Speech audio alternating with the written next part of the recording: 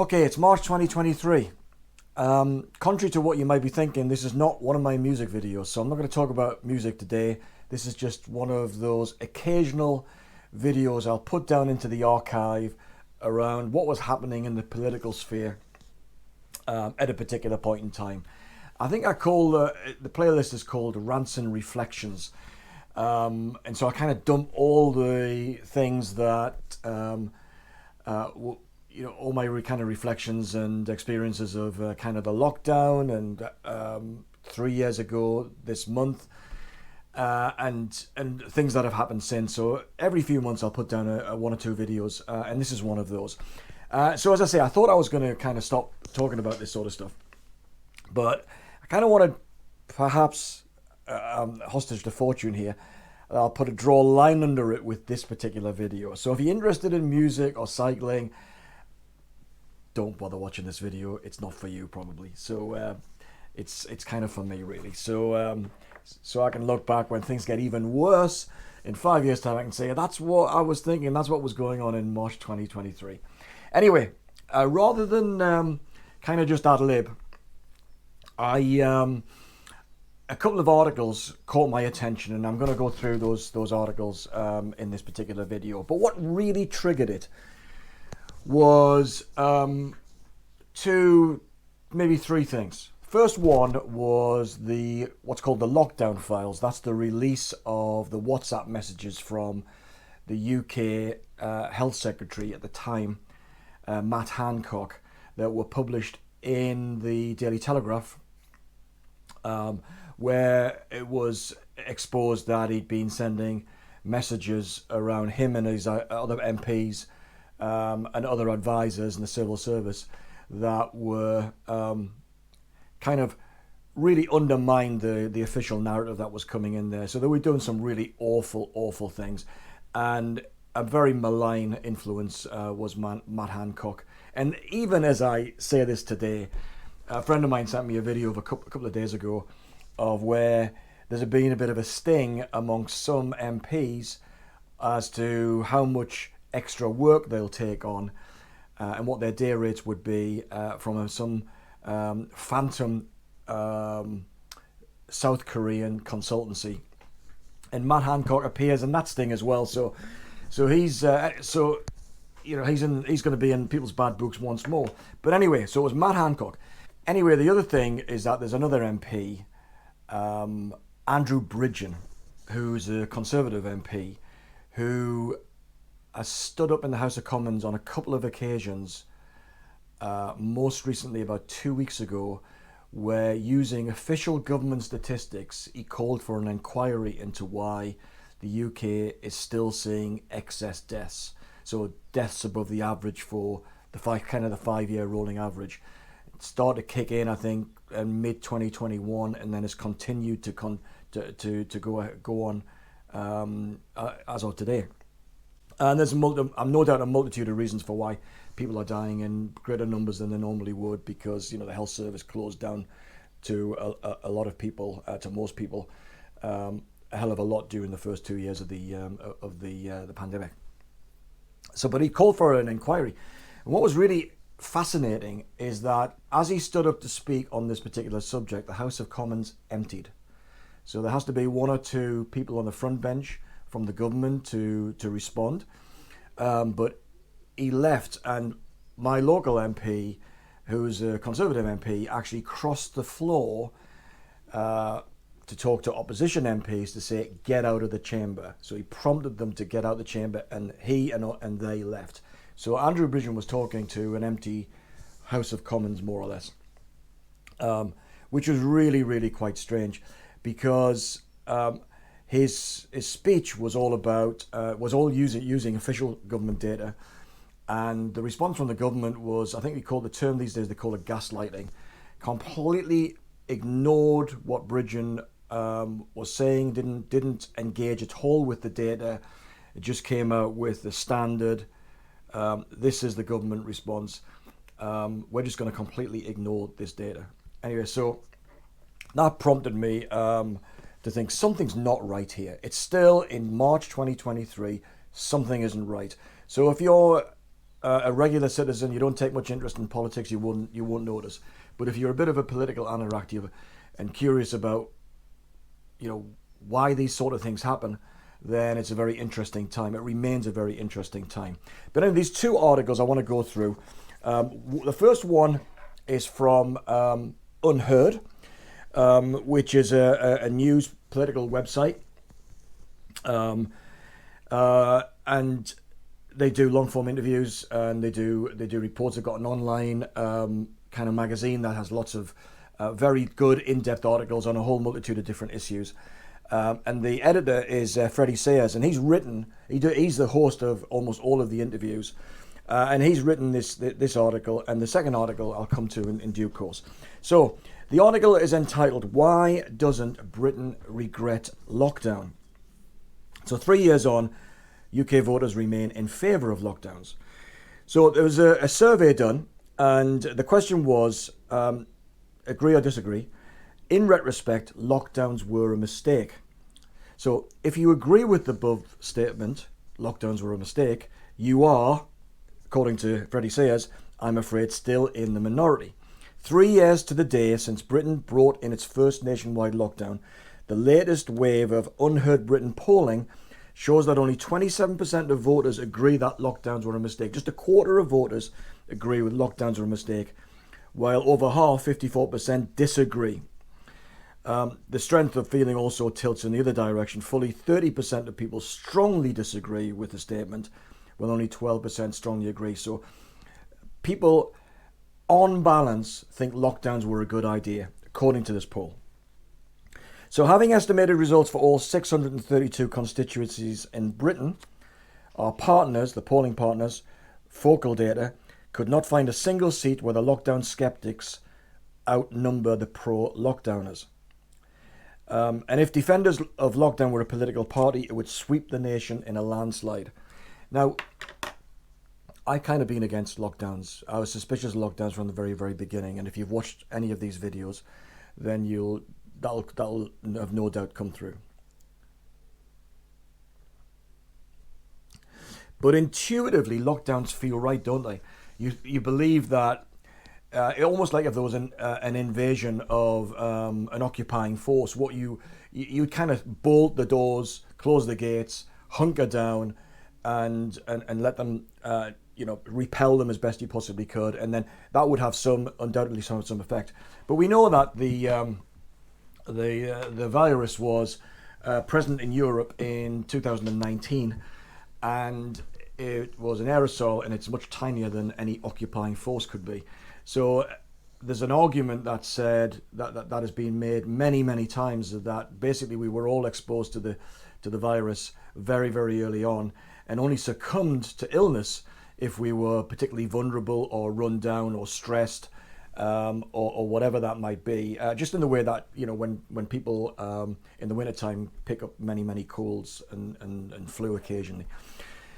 So anyway, to those of us, I'll go back to Freddie Sayers, to those of us at the coalface of interrogating the wisdom of lockdowns for the past 3 years, it is a bitter pill to swallow, this poll is. As someone who counts himself among the 12% of voters who strongly agree with the statement that lockdowns were a mistake, allow me to tell you what life is like inside this embattled minority. To the majority of people who believe lockdowns were right and necessary, the COVID era was no doubt distressing, but it need not have been the cause to reorder their perception of the world. Faced with a new and frightening disease, difficult decisions were taken by the people in charge, but we came together and we got through it. Mistakes were made, but overall we did what we needed to do. For the dissenting minority, those against lockdowns, the past 3 years have been very different. We have had to grapple with the possibility that, through panic and philosophical confusion, our governing class contrived to make a bad situation much worse.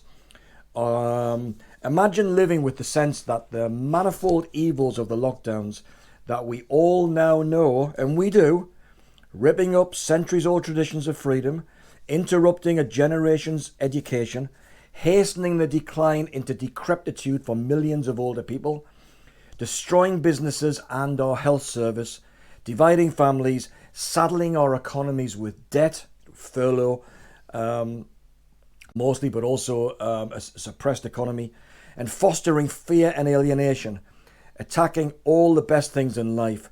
They needn't have happened for anything like so long, or even at all. So that's kind of the question. So those who place emphasis on good quality evidence, it has been particularly as exasperating. In the early days of 2020, we had only intuitions. There was no real data as to whether lockdowns worked, as they had never been tried this way. As millions tuned in to our in-depth interviews on Unheard TV, well worth watching, strongly recommended. But with leading scientists, we made sure to hear arguments in favour of lockdowns as well as those against. So Devi Sridhar made the case for zero COVID. Susan Michie said we should be locking down even harder. Neil Ferguson told me, that's Freddie Sayers, how exciting it was that the world was attempting to stop a highly infectious disease in its tracks. There were periods when the evidence looked like it was going the other way, such as Sweden's worse than expected second wave of winter 2021. Professor Fredrik Elg dramatically predicted disaster for Sweden, which ultimately didn't transpire, but he had Freddie worried. In the past year, however, we have for the first time been able to look at the COVID data in the round. Many of the countries which appear to be doing well in terms of low levels of infections and deaths caught up in the second year. Norway ended up much closer to Sweden, while countries such as Hungary, which were initially praised for strong early lockdowns, have ended up with some of the worst death tolls in the world. Due to the peculiarly competitive nature of the lockdowns, the results were neatly tracked, allowing clear comparison between countries and regions. Kind of everybody was doing it, so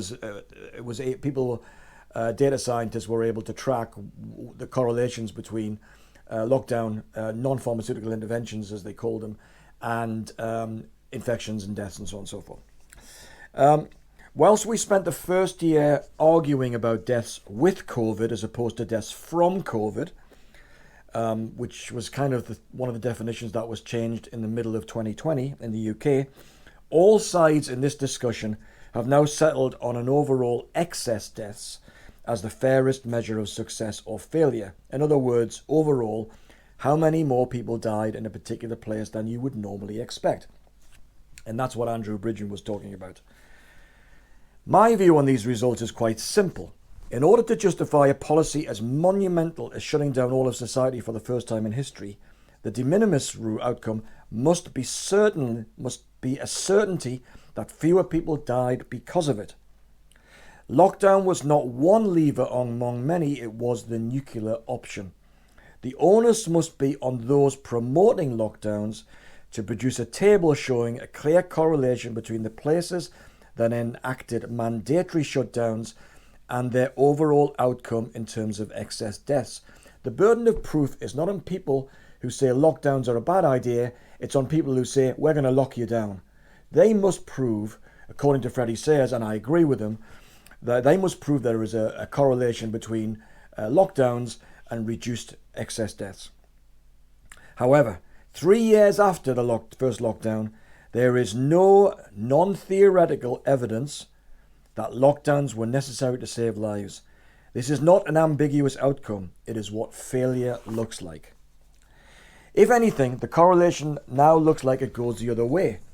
The refusal of Sweden to bring in a lockdown and the neighbouring Scandinavian countries, shorter and less interventionist lockdowns, and a swifter return to normality provide a powerful control to the international experiment. So in an experiment, a clinical trial, you would have a control group, and these represent the control group, countries that didn't do lockdowns wholeheartedly as many others did. 3 years on, these countries are at the bottom of the European excess deaths league table, and depending on which method you choose, Sweden is either at or the very near the very bottom of the list. So countries that interfered the least with the delicately balanced ecosystem of their societies caused the least damage. And the only European country to eschew mandatory lockdowns altogether ended up with the smallest increase in loss of life. It's a fatal data point for the argument that lockdowns were the only option. For those who are saying lockdowns were necessary, the data completely contradicts that point of view. There is no evidence that lockdowns worked.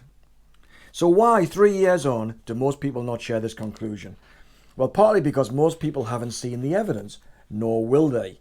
The media and political establishment were so encouraging of lockdowns at the time that they only critique that they weren't locking down hard enough.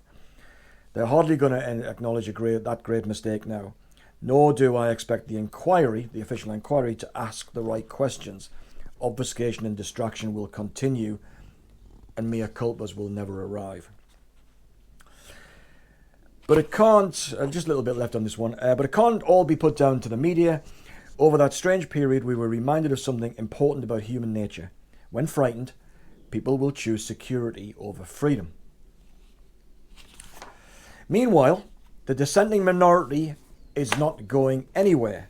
This new class of citizen is now a feature of every Western society, deeply distrustful of authority, skeptical of the narrative, hungry for alternative explanations, inured to being demonized and laughed at. We don't care anymore.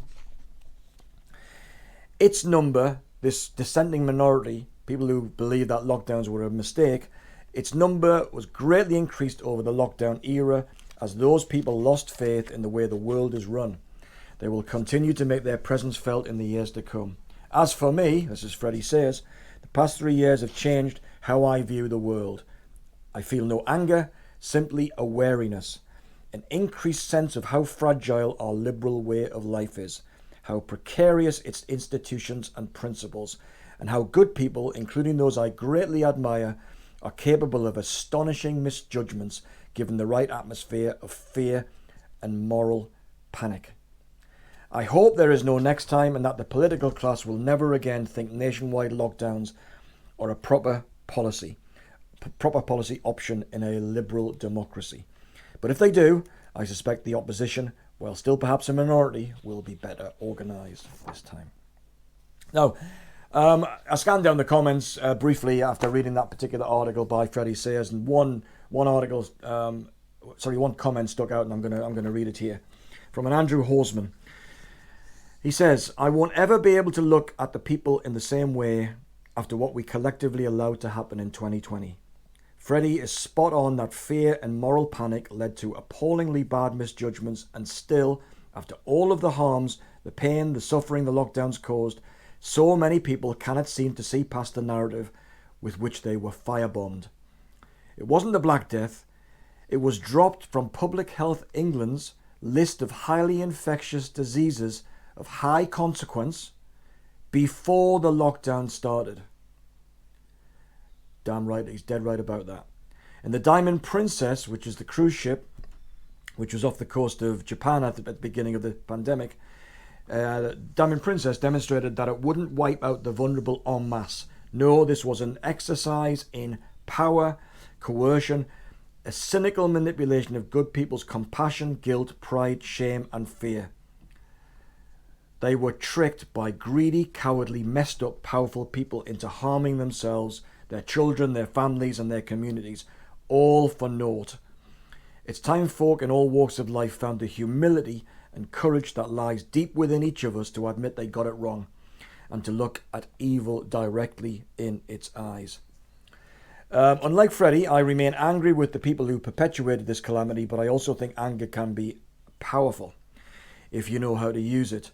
And I genuinely think the people who did this, whomsoever they may be, are now more afraid of us than we are of them. Anyway, so that's from Unheard, by Freddie Sayers. That's a comment from the comment section that was worth recording. I also want to go on to a much shorter article here, which is from HEART, which is HEART is the Health Advisory and Recovery Team, which is a collection of scientists and medics who get together and discuss the emergence of diseases and the responses to them, and so on. So it's had some very important things to say. This particular article in HEART, it's entitled "The Banality of Evil, 21st Century Edition." Hannah Arendt starts, Hannah Arendt, the author who wrote this book, The Origins of Totalitarianism, wrote, let's just read a little bit on the back here. Hannah Arendt's chilling analysis of the conditions that led to the Nazi and Soviet totalitarian regimes is a warning from history about the fragility of freedom, exploring how propaganda, scapegoats, terror, and political isolation all aided the slide towards total domination.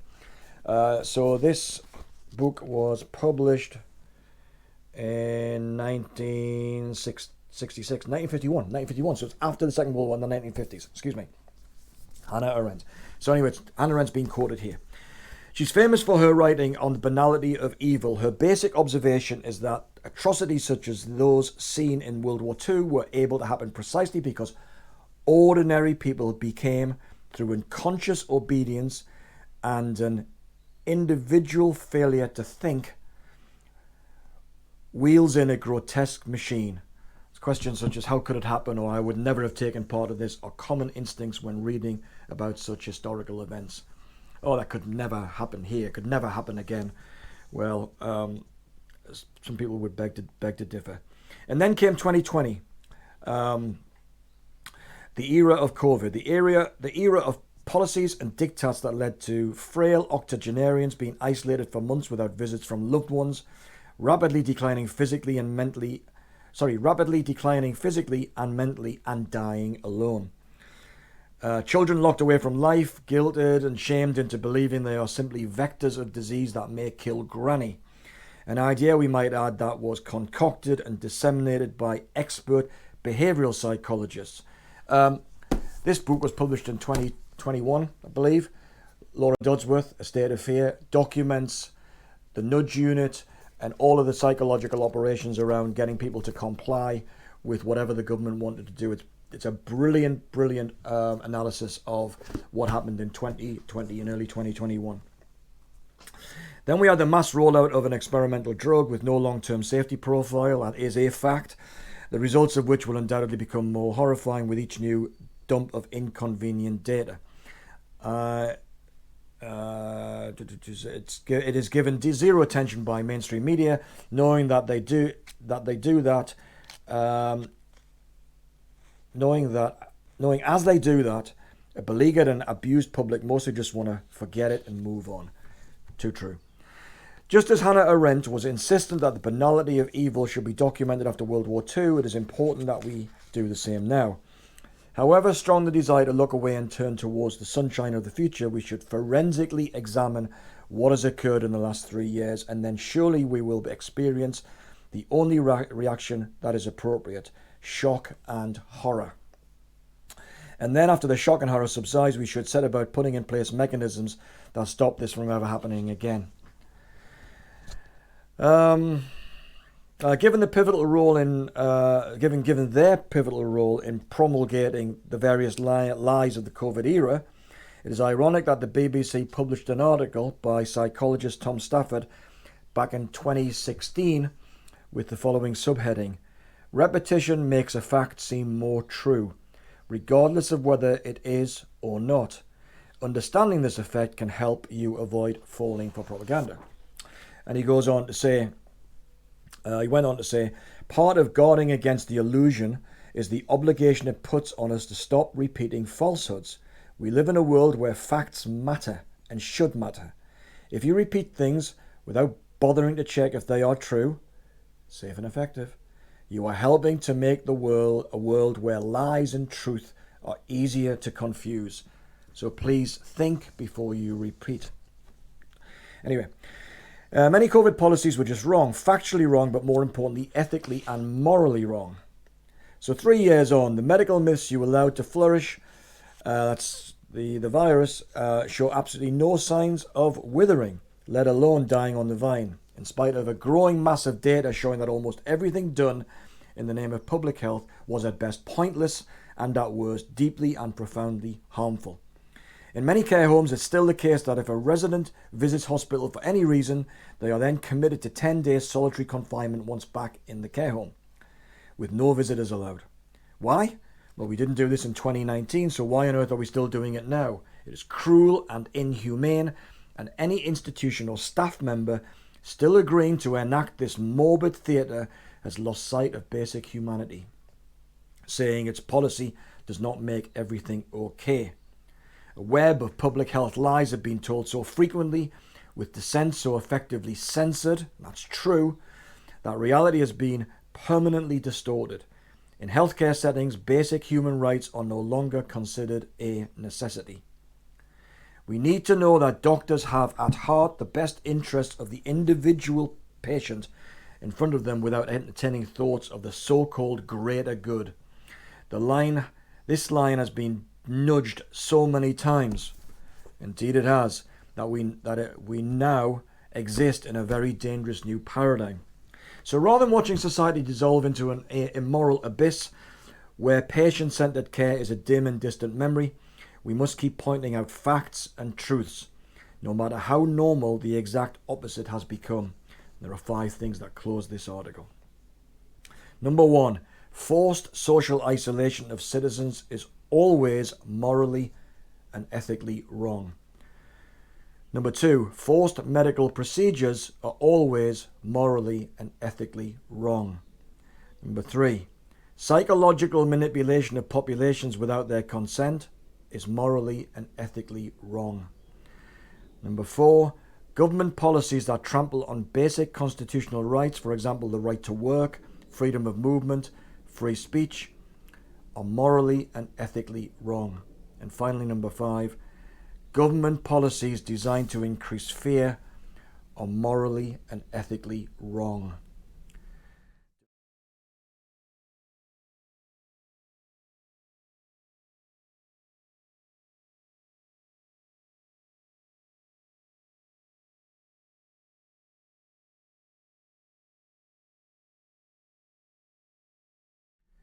Do not let anyone convince you that these basic principles are debatable. They are not.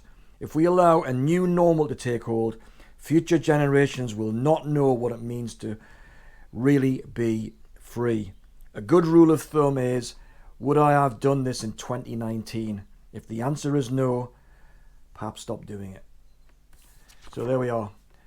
2 articles and 1 video for the archive. If you made it this far and are interested in this sort of stuff, I'll post links to the articles under the video, in the description of the video. And I'll see you next time for a discussion of the best albums of David Bowie. See you next time. Thanks for watching. Ta-da.